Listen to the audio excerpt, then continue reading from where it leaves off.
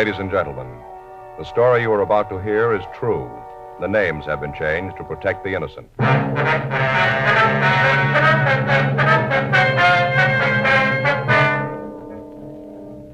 You're a detective sergeant. You're assigned to homicide detail. A man walks into your office and tells you he returned to his home to find that his wife was gone. She left no indication where she was going. Foul play is suspected. Your job, find her.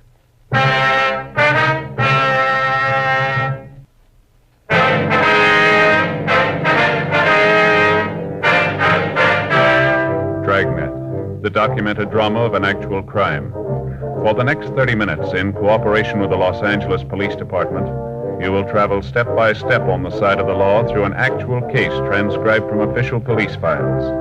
From beginning to end, from crime to punishment, Dragnet is the story of your police force in action.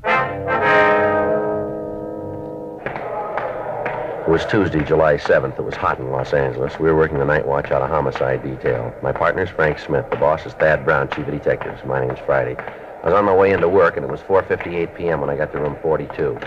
Homicide. Joe, that you? Yeah. Been here long? No, I just got in. Sure a beautiful day, isn't it? Yeah, summer's really here, isn't it? This daylight saving time makes a difference. Got a lot more time, seems like. Made me think about my vacation. Well, you're doing a couple of weeks, aren't you? Yeah, first part of August. Mm-hmm. Figured out where you're going yet? Yeah, Fay and I talked it out. You know, Joe, Oh, what's that? I think maybe I had Armand figured wrong. Armand? That's your brother-in-law? Yeah. Mm-hmm. This year, Fay and I got to talking where we're going to spend the vacation. Fay wants to go up to Big Bear. I'm saying Mexico. Yeah. You know, I figure a little fishing. I hear the yellows are hitting pretty good. The what? Yellowtails. Oh, yeah. You don't fish much, do No, you, I don't Joe? fish at all, you know. Well, they're supposed to be hitting pretty good, but Fay can't see Mexico. And darn if old Armand doesn't chime in and say he thinks Mexico's a great idea. Well, that's swell. Yeah, tells Fay all about the beaches down there and how good the food is, all about the air, healthy. You know, really sells her. So that's where you're going, huh? No, Fay didn't buy it. It's going to the mountains. Well, fishing's supposed to be pretty good up there, too, isn't it? That's what I've read, I guess. I don't know. Suppose so, but old Armand, how you like that guy? He sure surprised me. Yeah, maybe he's going to work out, huh? Yeah. I'll get it. Okay. Homicide, Friday. Yes, sir, it is. I beg your pardon. Could you talk a little louder? Yes, sir. Uh-huh. Yes, sir. Well, when was that? I see. When? Yes, sir. What was that address again? All right, I have it. Yes. Yes, sir, that's right. We'll be right out. Right, bye. Well, we got one to roll on. Kidnapping out in Hollywood. The man on the phone gave his name as Henry Wagner. He said that he'd come home from work and found that his wife was gone. He said on the phone that he'd found a note demanding ransom and cautioning him against calling the police. 5:22 p.m. Frank and I arrived at the house on Temple Hill Avenue. We parked the car down the street from the house and went up to the front door. Frank would remain in the car for a few minutes and then follow. In that way, if the kidnappers were watching the house, they wouldn't be as likely to know that we were working on the case. I rang the bell and waited.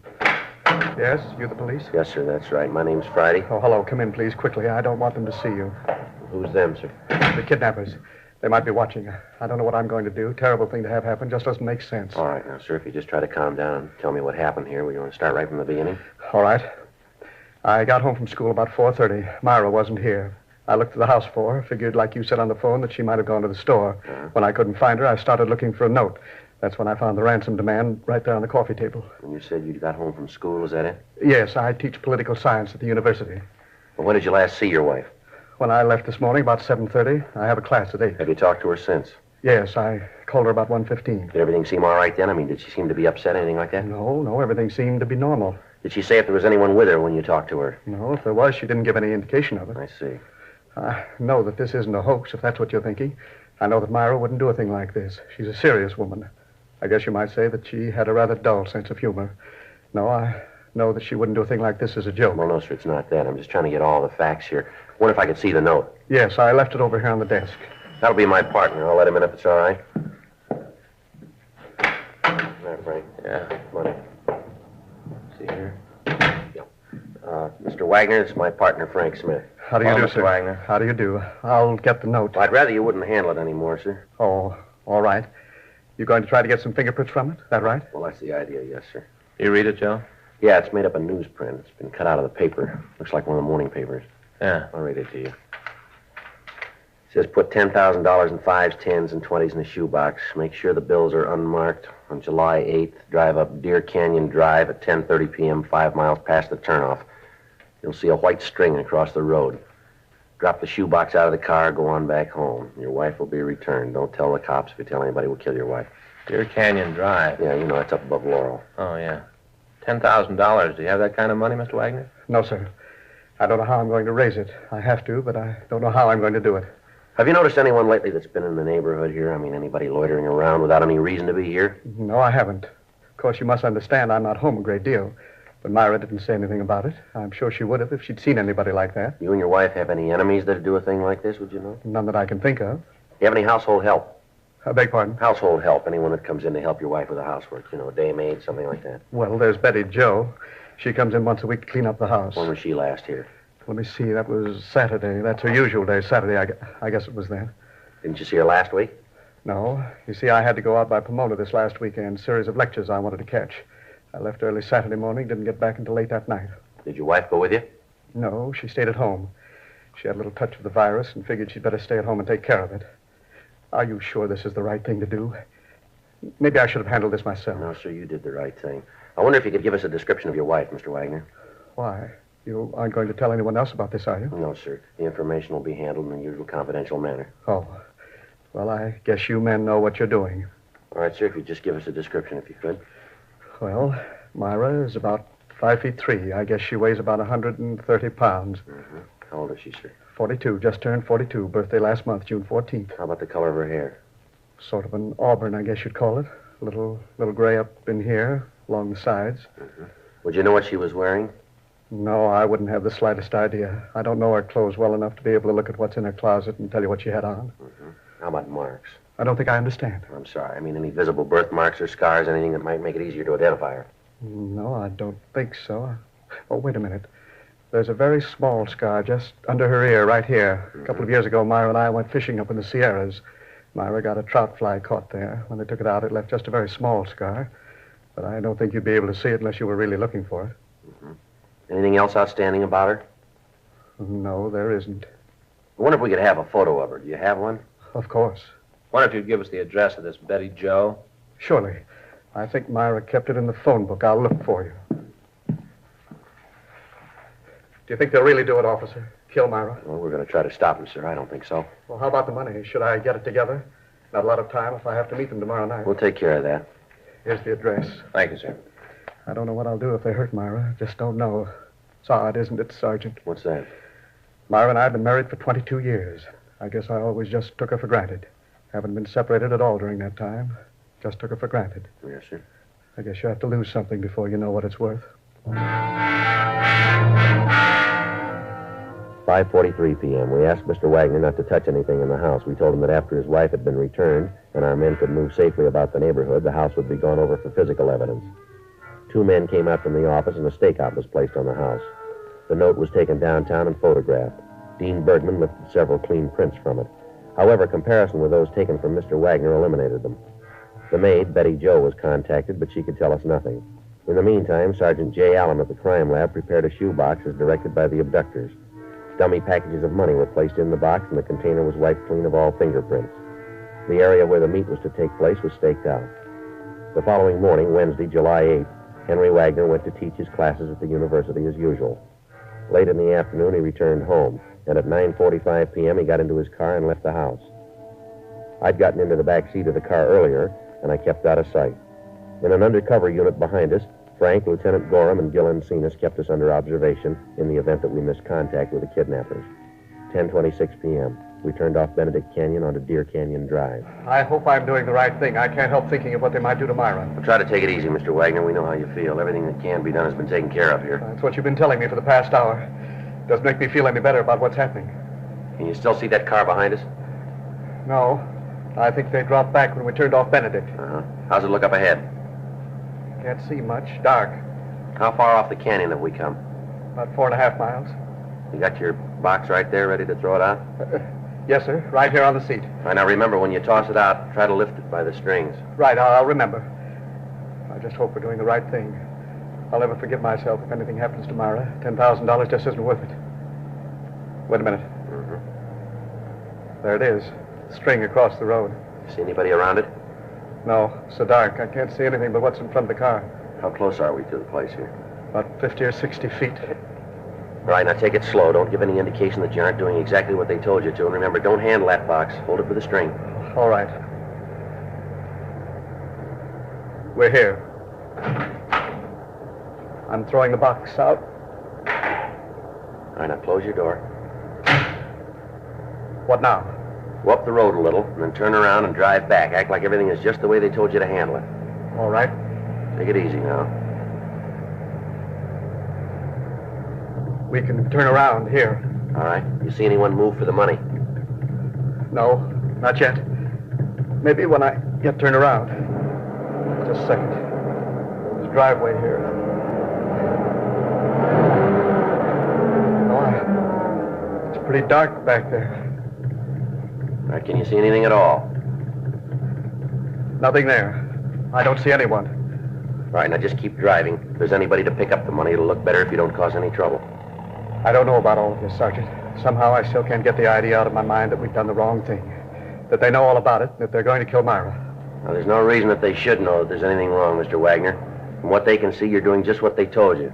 They got nothing to tell them any different here. But what if they found out? What if they know that you're working on the case? What if they know about it? They might kill Myra. I'd never forgive myself.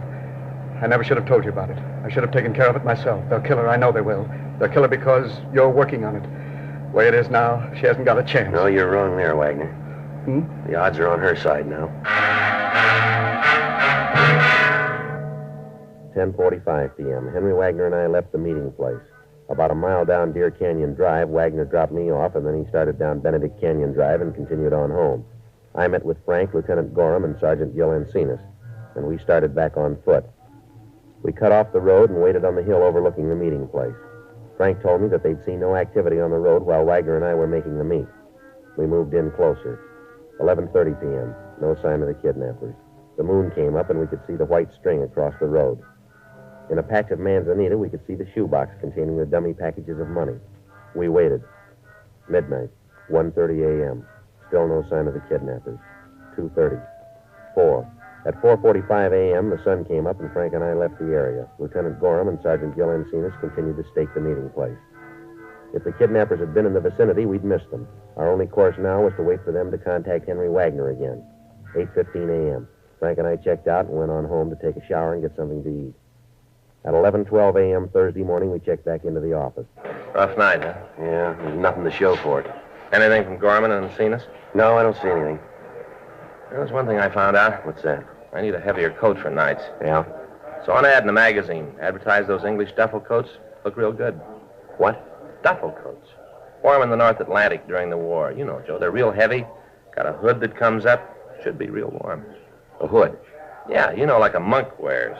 When you aren't wearing it, looks just like a collar. So when it gets cold, you raise up the little gimmick, and there you are, warm as anything. You know, Frank, somehow I just can't see you in there. Yeah? Well, I noticed you weren't any too warm last night. Next time we do duty like that, I'm going to be ready for it. Yeah. It's just like a monk. I'll get it. Homicide Friday. Yes. Oh, yes, Mr. When was that? Uh-huh. Yes, sir, right away. Well, that's it. Huh? The Wagner woman, she's home.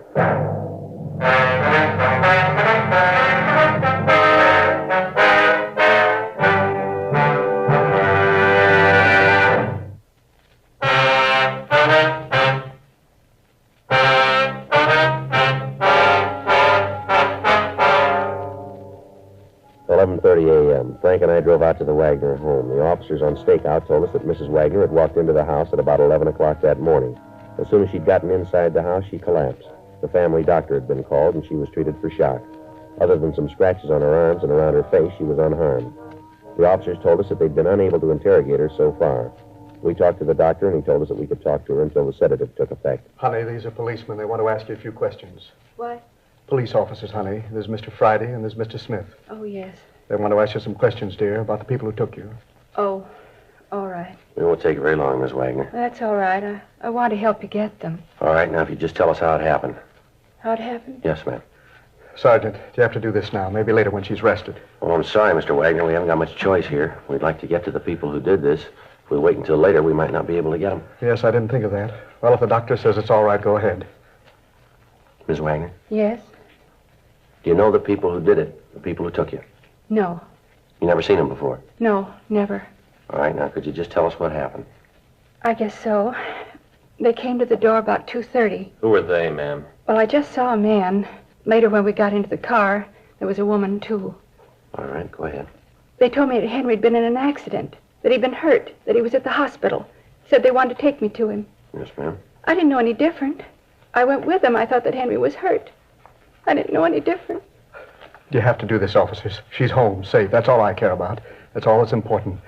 Why don't you let her get some rest? Then you can talk to her. Talk as much as you want to. But please, you can see what this is doing to her. Yes, sir. Now, look, this isn't any easier on us. We've got a job to do here, like we had when she was gone. We know how you feel, but we'd like to get to those people. It's all right, Henry. I'm all right, dear. Where'd they take you, ma'am? First, I think they were going to take me to a house near here. I didn't notice the street, but it was near here. I'm sure of that. Then when we got near there, I knew that something was wrong, that they weren't going to take me to Henry like they said. I knew it then. Mm-hmm. Go ahead. I told them to let me out of the car, said that they'd better let me go. Mm-hmm. The woman, she was in the back seat with me, said for me to keep my mouth closed. I tried to get out the door, and she hit me. Then the two of them got into an argument. The man started to yell at the woman that it wasn't any good, that they'd better forget the whole thing. And the woman said that they'd gone too far for that now, that they had to go through with it. Uh-huh. Well, then they put a blindfold on me, tied my hands and blindfolded me, and then they started to drive. Well, at any time, did either of them use a name, you know, in talking to each other? No, I don't think so. At least if they did, I don't remember it. Mm-hmm. Go ahead, Miss Wagner. Well, then they started to drive. I couldn't see where they were going, but I know that they headed out the Arroyo Seco toward Pasadena. I could tell from the way we went. Then I heard the woman talk about the turnoff to get on the Seco. Right then, the man told her to shut up. Yes, ma'am. We drove for quite a while and then stopped. They made me get out and took me into a house. Did you have any idea where you were at the time, ma'am? No, I didn't. Mm-hmm. Go ahead, ma'am. Well, they took me into the house and put me in a room. Tied me up. I couldn't move, couldn't do anything. They locked the door, and I could hear them arguing in the next room. The man was really telling the woman off. Said that she was a fool, that she'd really botched the whole thing up. I see. That night, they brought in a plate of food. Told me it was time to eat. All there was were some prunes. That's what they fed me all the time I was there, prunes. Never did take the blindfold off. Was there anything at all that would let you know where you were? Oh, a couple of things. They're probably kind of silly, but maybe you can make something out of them. What's that, ma'am? Well, there was a clock that was in the room where they had me, one of those chime clocks, tolled every 15 minutes, like Westminster chimes. Yes, ma'am. I don't think it was a very big clock. Chimes sounded small. Mm-hmm. Then there were the trains. Trains? Yes, every once in a while I'd hear trains going past. Sounded like they were near, maybe a couple blocks away, not much more than that. But do you think that you could give us a description of the man and woman, Miss Wagner? Yes, I think so. First, I was so upset with thinking that Henry was hurt that I didn't notice, but I think I can describe them for you. All right, ma'am, that'll be fine. There's one thing, though. What's that? I'd be positive if I saw them. 12 noon. We continued to talk to the Wagner woman. She gave us a description of the man and woman who had kidnapped her and a description of the car they'd used. We called the information into the office, and a local and an APB were gotten out. We ran the description through R&I, but we got no make. 2:45 p.m. As one of the possibilities for identifying the locality described by Mrs. Wagner, Frank and I left the house and drove to the office of one of the milk companies in the city. We talked to the driver that handled the area in which Mrs. Wagner said the kidnappers were going to stop. He couldn't identify the man and the woman from the description. We checked 2 more milk companies, and on the 3rd, we got a tentative identification. The driver of the route told us that we could be asking about a Mr. and Mrs. Thomas Harper, he thought. He gave us their address, and Frank and I drove out there. On the way, we called the names into R&I and had them make a check for us. They said they had a record on a Thomas Harper who answered the description. He'd served time in San Quentin and in Folsom penitentiaries. He'd been sentenced both times for armed robbery and ADW. There was no record on Mrs. Harper and no warrants at the present time for her husband. 5:57 p.m. Well, we better try it again, huh? All right. Probably aren't in. There's a car parked down the street here. It could be theirs. Checks on that description we got from the Wagner woman. Wait a minute. I think somebody's coming. Yeah, what do you want? You Thomas Harper? Yeah, that's right. Police officers would like to talk to you. What about? Just like to talk to you. All right, come on in. Who is it, Tom? Cops. What do they want? Say they want to talk. I don't know what about. Just a routine investigation. Who are you trying to kid? What do you mean by that, Harper? Somebody's done something, you need a pigeon. I got a record, so I'm right for you guys to lean What's on. the matter? You got something to worry about? Not a thing in the world, but I know you guys, you're going to try. What do you want, anyway? You people tell us your activities for the past 4 days? What for? Just tell us, will you? Yeah, tell us. You got an angle or you wouldn't be here. You're trying to pin something on us, and you know it. You want to tell us what you've been doing? We haven't left the house at all. Can you prove that? Prove it to who? You? You got no right to come in here and ask a lot of questions. She's right. You haven't got any right to do that. Now, either you pull us in or you get out of here. All right, Harper. We're getting ready to leave anyway. We'll see you later. Yeah, let's go, Frank. Right.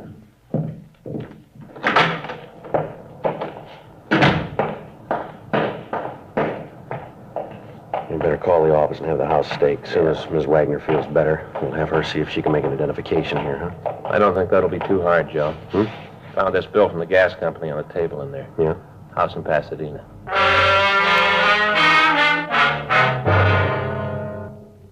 Harper's mugshot had been pulled and sent to the Wagner home for identification. Mrs. Wagner was still under sedatives. 7:15 p.m. Frank and I drove out to Pasadena. We got in touch with the police department out there, and 2 officers were assigned to accompany us to the address on the gas bill. The house was unoccupied, and there were advertising papers strewn all about on the lawn. With the officers, we entered the house and went through it. In some of the rooms, there were pieces of furniture, and in the living room of the house, we found a mantel clock that chimed on the quarter hour. On an end table, we found a ball of white string that looked like the same type that had been used to mark the meeting place up on Deer Canyon Drive. In one of the back bedrooms, we found prune seeds scattered around on the floor. A stakeout was arranged on the house. We contacted the men watching the Harper residence and found that the suspects were still there. 9:56 p.m., Frank and I arrived back at the Harper home in Hollywood. The lights were out and the house was dark. Frank went around to the back of the house. Yeah?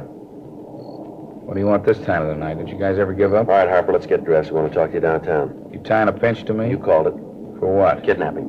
You're out of your mind. Come on, get dressed. Who is it, honey? Cops say we kidnapped somebody. What? Fuzz has an idea we kidnapped somebody. You're kidding. Afraid not, Ms. Harper. You better get dressed, too. Anybody else in the house? Yeah, we take in boarders. Don't get smart. Where's that door go? Bedroom. Just the one bedroom here? That's right, we're roughing it. Just the kitchen over here? Yeah. All right, come on. How about the bath? In there. All right, we'll all go. Come on.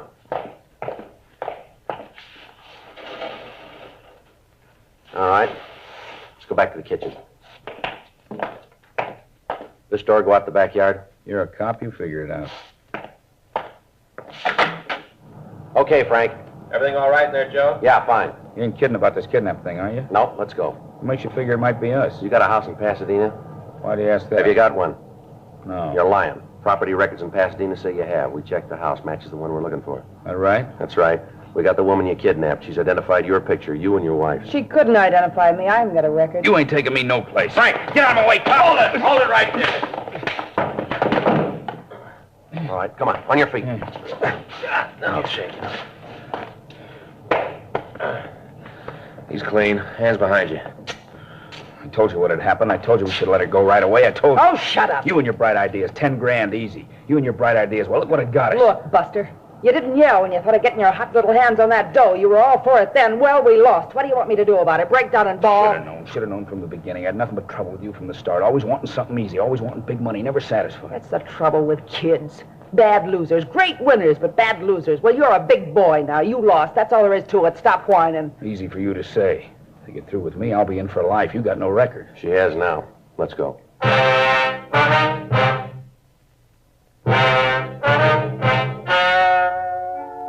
The story you have just heard was true. The names were changed to protect the innocent.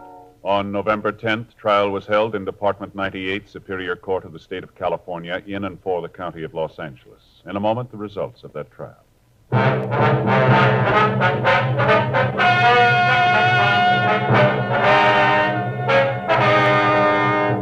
Thomas Fenton Harper was tried and found guilty of kidnapping. He was sentenced to life imprisonment in the state penitentiary, Folsom, California, without possibility of parole. His wife, Alice Mabel Harper, received a like sentence and is now in the California Institution for Women, Corona, California. Ladies and gentlemen, Would you give a few dimes to help a child out of the smallest prison in the world, an iron lung? Well, that's what you're doing when you join the 1953 March of Dimes. Remember, crippled children are depending on your help. So give your dimes and your dollars to the 1953 March of Dimes.